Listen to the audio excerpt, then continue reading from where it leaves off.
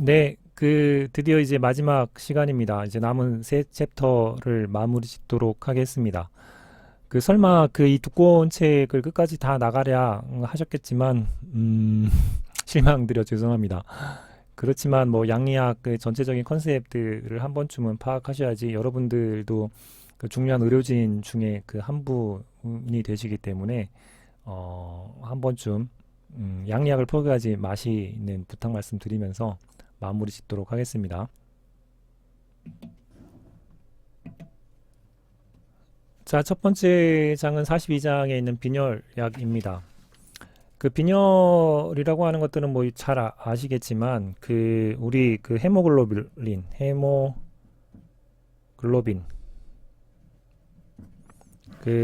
적혈구에 있는 헤모글로빈이 산소를 운반하는 역할들을 하잖아요. 이 녀석들이 여러 가지 문제가 생겨서 빈혈이 생기는 건데, 헤모글로빈을 간단히 그리면 철을 중간에 둬서 산소를 운반할 수 있는 이 큰 격자 모양 형태로 되어 있는 구조물입니다. 따라서 이 헤모글로빈이 부족하면 빈혈이 생기겠죠. 그 중에 하나가 철이 부족할 수가 있고요. 두 번째는 이 격자 모양을 만드는 두 가지가 있는데, 하나는 엽산, 그 다음에 두 번째는 비타민 B12가 부족해서 빈혈이 생길 수가 있게 됩니다. 이런 것들을 조혈 성분이 부족해서 생기는 빈혈이라고 보시면 되죠. 그러면 첫 번째, 철이 부족하다라고 하게 되면 철분을 공급을 해주면 되겠죠. 철분 제제들은 이렇게 나와 있는 것처럼 굉장히 여러 개가 있고, 여러분들이 뭐 여러 가지 약국이나 뭐 이런 것들을 통해서 철분 제제들을 살 수가 있는데, 뭐 비싸고 좋고 뭐 이런 마케팅 속지 마시고 그냥 간단하게 보시면 페러스 설페이트 제제 성분으로 되어 있는 철분약을 그냥 쓰시면 됩니다. 이유는 이 페러스 설페이트가 경구용 철분 보충제로 가장 대표적으로 많이 쓰이는 거입니다. 이유 중에 하나가 가격이 싸고 굉장히 효과가 상대적으로 가소성이 좋기 때문에 그렇습니다. 따라서 페러스 설페이트 제제를 쓰면 된다라고 하는 것들을 익히시면 되고요. 두 번째는 철분 제제를 드실 때 하루에 필요한 양들을 한 번에 먹는 것보다는 두 번, 세 번 나눠서 복용하는 게 흡수율에 조금 더 유리합니다. 따라서 철분 제제는 페러설페이트 제제를 쓰면 되고, 이렇게 2, 3에 나눠서 분복해서 드시면 된다 정도를 이해하시면 되고요. 그 다음에 엽산이 부족하면 엽산을 주면 되죠. 그리고 임산부들한테 태아의 성장이나 뭐 빈혈 두 가지 욕구들을 충족하기 위해서 엽산을 이제 사다 드리는 경우가 많죠. 바로 이런 이유 때문이고, 그다음에 비타민 B12도 부족하게 되면 비타민 B12를 섭취를 증가를 시키면 빈혈을 치료할 수 있게 됩니다. 비타민 B12라고 부르기도 하고요. 시아노코발라빈 또는 하이드록소코발라빈이라고 부르기도 합니다. 다 비타민 B12를 지칭하는 이름이라고 생각을 하시면 될 것 같습니다. 그 다음에는 아예 헤모글로빈을 갖고 있는 이 적혈구 숫자가 줄어서 문제가 발생할 수 있겠죠. 혈액에서 적혈구 숫자가 줄어들었다라고 하는 것을 인지하는 센싱하는 기관이 있습니다. 어디냐 하면 신장, 콩팥이 그렇습니다. 왜냐하면 신장은 혈액의 노폐물들을 처리하는 기관이기 때문에 혈액이 이 신장을 통과하면서 지나갈 때 적혈구량이 줄었네 라는 것들을 인지하게 됩니다. 그럼 적혈구가 준다라고 하는 것들은 이런 문제점들이 발생하기 때문에 신장에서는 그걸 인지하게 되면 EPO라고 하는 물질들을 만들어내게 됩니다. 그래서 에리스로포이에틴이라고 하는 것들이 콩팥, 신장에서 만들어내는 물질들이고요. 이 에리스포에틴이 하는 역할은 뭐냐면 적혈구를 더 만들어라 라고 하는 명령들을 골수 같은 것들에 보내서 적혈구를 이제 만들게 하는 역할들을 하게 되죠. 그런데 이 EPO가 하는 역할이 뭐냐면 골수에 적혈구를 만들어 라고 하는 명령을 내리는데 적당히 만들어 라는 명령을 내리지를 못하기 때문에 적혈구 숫자가 굉장히 많이 생길 수가 있게 되겠죠. 혈액의 적혈구 숫자가 많아진다는 게 안 좋은 점 중에 대표적인 게 뭐냐면 혈전이라고 하는 것들이 형성될 가능성이 높아져서 모세혈관을 막거나 해가지고 뇌경색이나 뭐 심근경색 이런 것들이 일어날 수 있는 이유가 되기도 합니다. 따라서 헤모글로빈의 농도를 어느 정도 되는지 측정을 하는 모니터링이 꼭 필요해집니다. 따라서 EPO를 투여하시는 분들한테는 헤모글로빈 농도를 이 정도를 초과되지 않도록 너무 적혈구가 많이 만들어지지 않도록 모니터링 하는 게 필요하다라고 하는 것들을 익히시면 되겠죠. 자, 그 다음에는 중성구 감소증인데요. 이것들은 모노사이트들이어서 얘네들이 감소하게 되면 또는 림프구를 만드는 중요한 세포들이기 때문에 면역이 저하가 일어나게 됩니다.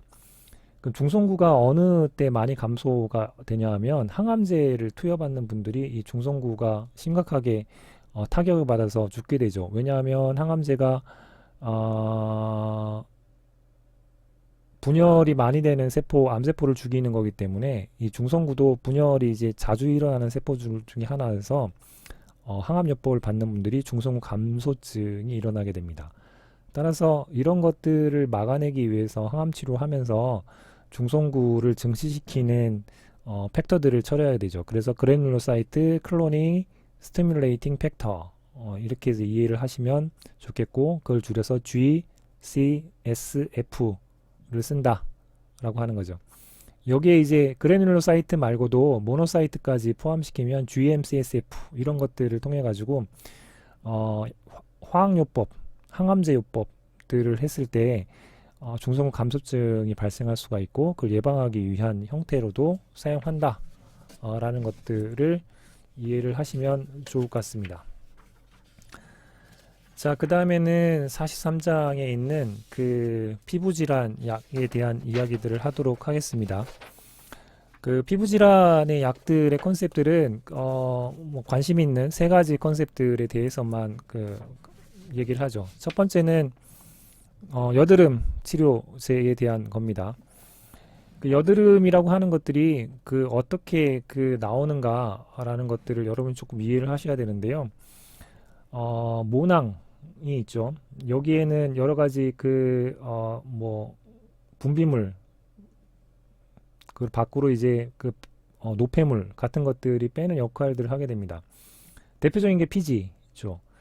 근데 이 피지를 먹거리로 굉장히 좋아하는 세균이 한 녀석이 있는데, 그게 피아크네라고 하는 세균입니다. 피지를 굉장히 먹는 걸 좋아하는 녀석입니다. 그래서 풀네임은 이렇게 되고요. 피아크네라고 줄여서 부릅니다.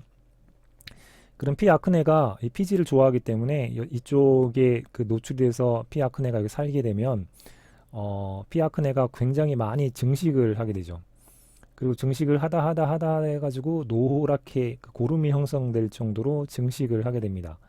그래서 여러분들이 여드름이 짜기 좋은 상태로 됐네 라고 했을 때 거기에는 피아크네가 드글드글 하는 상태가 되죠. 그래서 이 여드름을 그냥 그 순간에 짜면 그 안에 있던 피아크네를 다른 모낭 쪽으로 잘 감염시키는 역할들을 하게 되는 겁니다.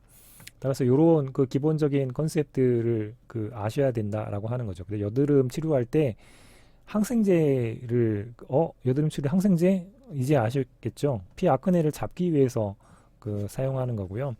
그리고 여드름 치료제에 다양한 것들이 있지만 아크네도 잡고, 그 다음에 이러한 고름이 형성되는 이 과정들을 면포 형성 과정이라고 표현하거든요. 이 면포라고 하는 형성을 억제하는 두 가지 작용을 동시에 해서 여태까지 가장 많이 쓰였던 게 레티노이드였습니다. 레티노이드는 비타민 A 유도체로서 사용이 되는 거고요. 가장 시중에서 많이 나왔던 게 이소트레티노인이라고 하는 성분으로 되어 있는 레티노이드 계통들이 많이 판매되었었고, 상품명은 로아큐탄 같은 것들이 있습니다. 근데 요즘에는 이 녀석이 시장에서 거의 90% 이상을 장악하고 있었는데, 여드름 치료제에 한 가지 이제 문제점들 때문에 요즘에는 이 녀석들에 대한 검토가 새로 들어가게 됐습니다. 이전에 그 어떤 일들이 있었냐면 레티노이드 비타민 A 성분들을 이제 과량으로 그 복용을 하게 되면 임신 또는 임신할 의도가 있는 여성들한테는 금기됐습니다. 이유는 기형아를 만들 가능성이 높았기 때문이죠. 그런데 이제 그 이럴 가능성이 없는 여성들도 레티노이드 성분들을 오랫동안 이제 쓰게 되면 그 몸에 이제 그 축적되어 있다가 이후에 이제 이런 상황들을 했을 때 기형이 될 수 있는 가능성이 있다라고 하는 게 연구 결과가 발표되면서 레티노이드를 한번 다시 보는 상태가 터전 약이다라고 해서 조금 고민을 하셔야 되는 형태이고요.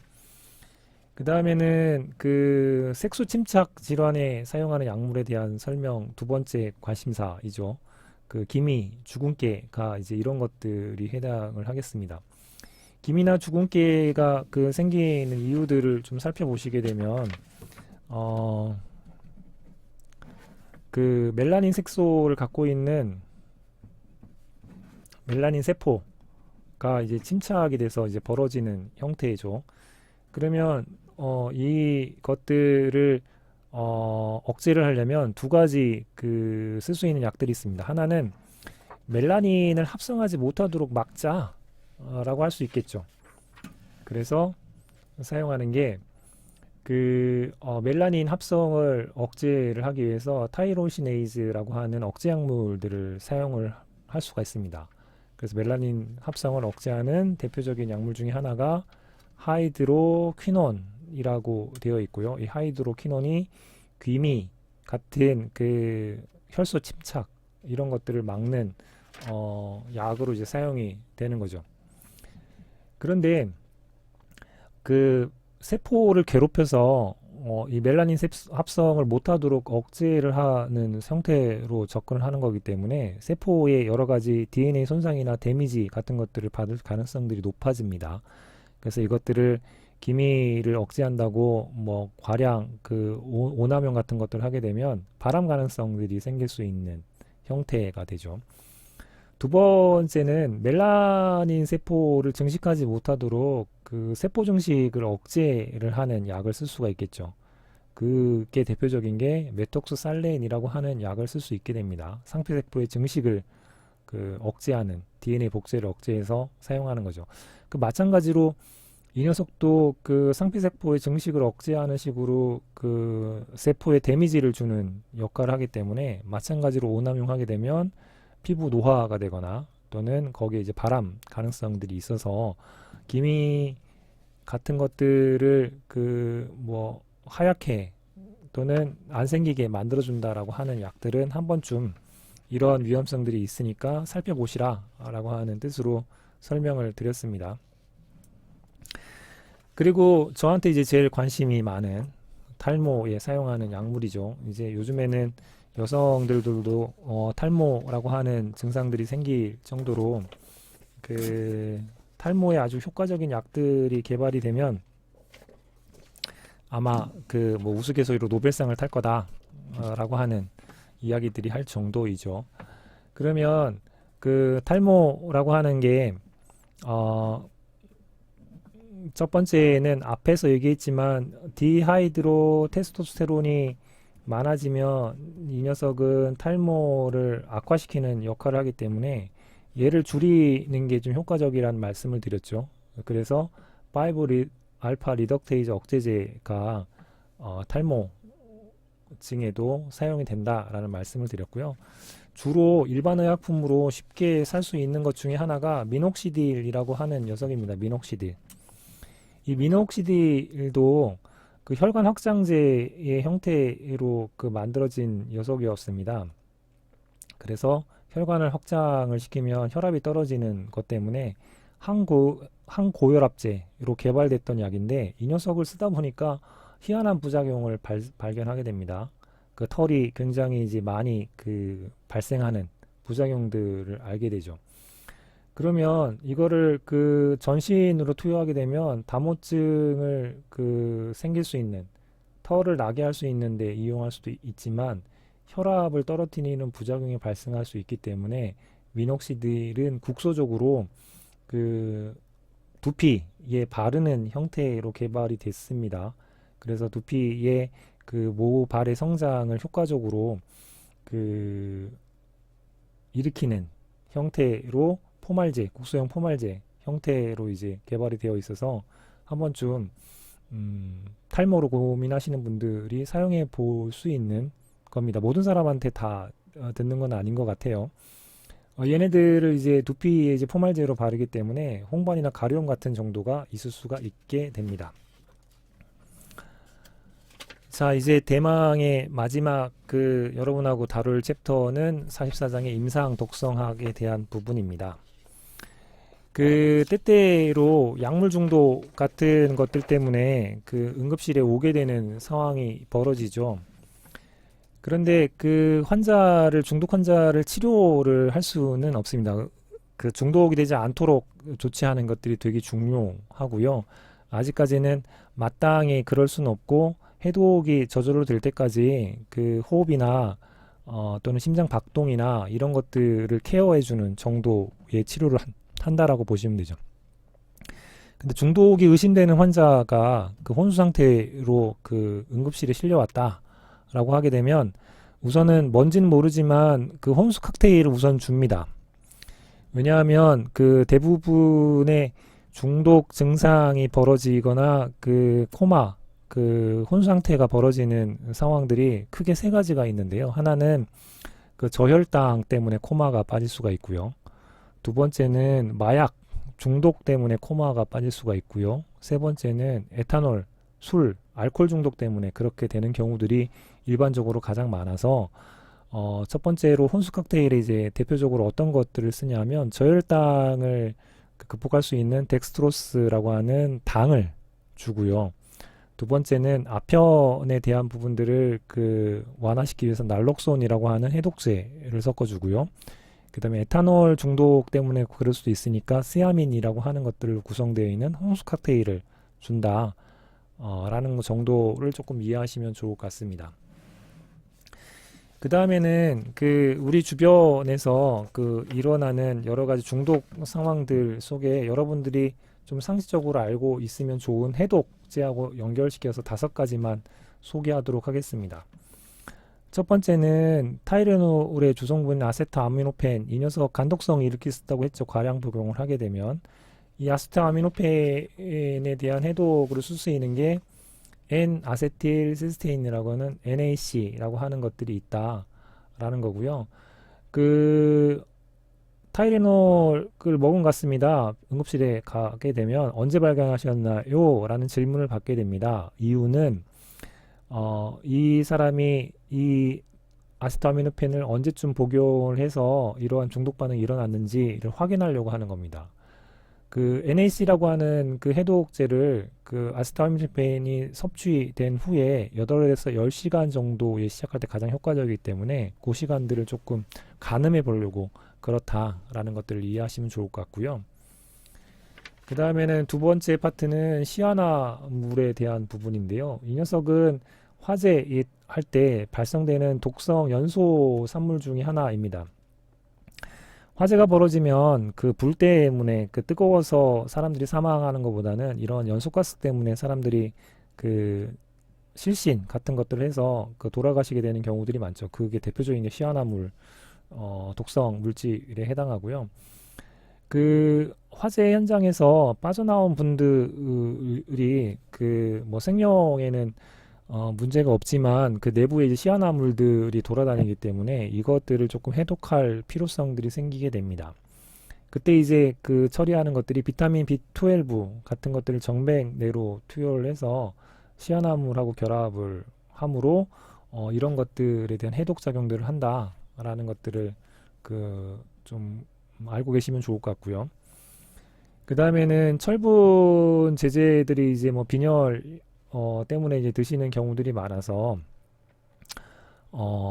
집안에 이제 철분 보충제들을 갖고 계시는 경우들이 있을 건데 소화가 이 철 중독 발생 빈도가 굉장히 높습니다.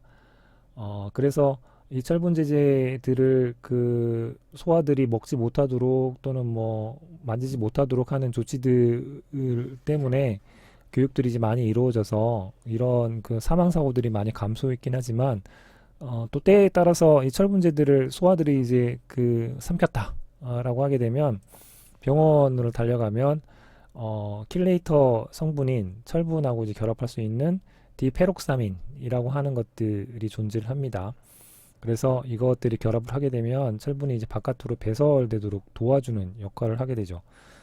따라서 그 병원에 갈 때 철분제를 먹은 것 같아요, 또는 아세토아미노펜, 타이레놀 같은 걸 과량 복용하는 것 같아요 라는 것들을 구분해서만 알려준다 하더라도 조치할 수 있는 방법들이 딱 그 효과적인 것들이 정해져 있기 때문에 그런 것들을 이제 당황하시더라도 갖고 있는 주변에 있는 약들, 이것들을 가지고 응급실에 튀어가는 것들이 필요하다라는 말씀을 드렸던 거였습니다.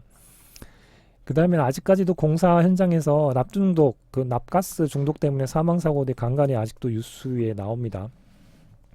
납에 이제 중독이 됐을 때 마찬가지로 경구 킬레이터 제제인 석시머 같은 것들이 납중독의 이제 선택 치료제로 되어 있다라고 하는 것들을 이해하시면 될 것 같고요. 그 농약이나 살충제 뭐 이런 것들 때문에 이제 문제가 되는 경우가 있죠.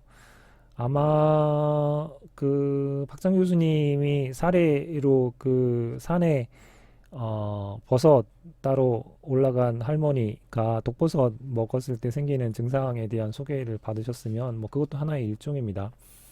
그리고 군대 같은 경우에 그 신경 무기, 신경 독성 무기 같은 경우도 이런 것들을 강화시키는 일들을 하게 되죠.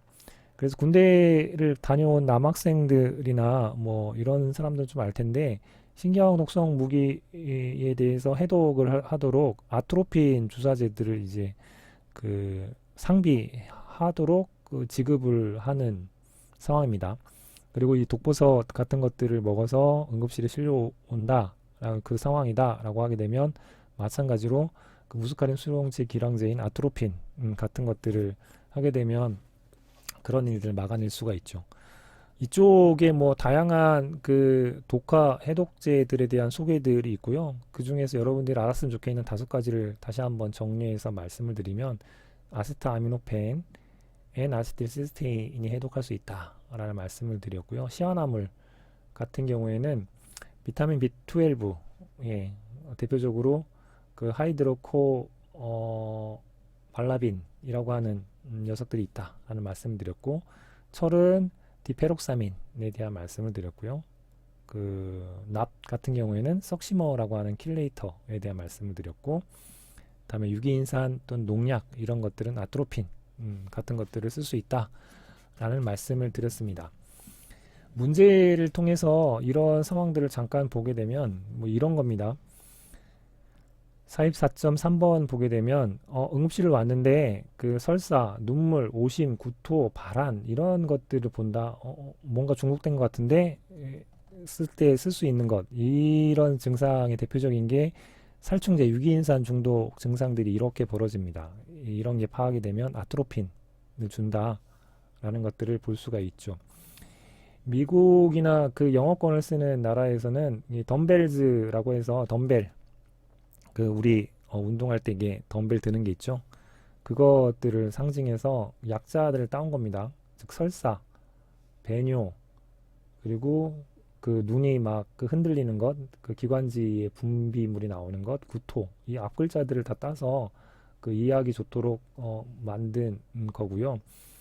근데 한국 사람들은 뭐 이 앞글자들을 딴다는 것 자체가 이제 힘든 거니까 여러분한테는 좀 쉽게 얘기하면 그 몸 안에서 몸 밖으로 나올 수 있는 구멍, 눈에서는 눈물, 입에서는 구토, 그리고 땅구멍에서는 뭐 그 이게 땀들이 많이 이제 나오게 되면서 발한, 뭐 이런 것들, 그리고 그 항문 쪽으로는 설사, 그 구멍이랑 구멍으로 뭔가 나오는 증상, 이런 것들을 보신다면 얘네들은 살충제 중독 증상 중에 하나하고, 그럴 때 이제 아트로피인을 주사할 수 있다라고 하는 것들이 문제로 하나 소개되어 있고요.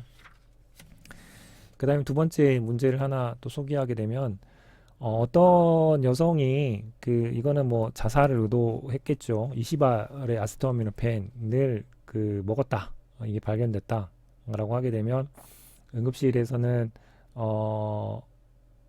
어떻게 처방을 하게 되냐면 경험적으로 N-아세틸시스테인을 치료를 하면 좋다라고 하는 거죠. 여기 적혀 있지만 그 아세트아미노펜 섭취 6시간 후에 이런 증상들이 일어났다라는 것들을 병원에 잘 그 노티스 보고 안내를 해주게 되면 언제쯤 투여하는 게 효과적인 것들을 알 수 있기 때문에 그렇게 처방하면 좋다라고 하는 것들이 있습니다. 자, 이렇게 해서 이렇게 엄청나게 두꺼운 책들을 끝까지 한 번쯤 다 다뤘습니다.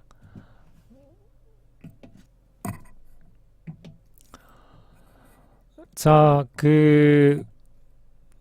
여러분들이 조금 이해하기 쉽게 아주 큰 줄기만 말씀드리려고 노력했습니다.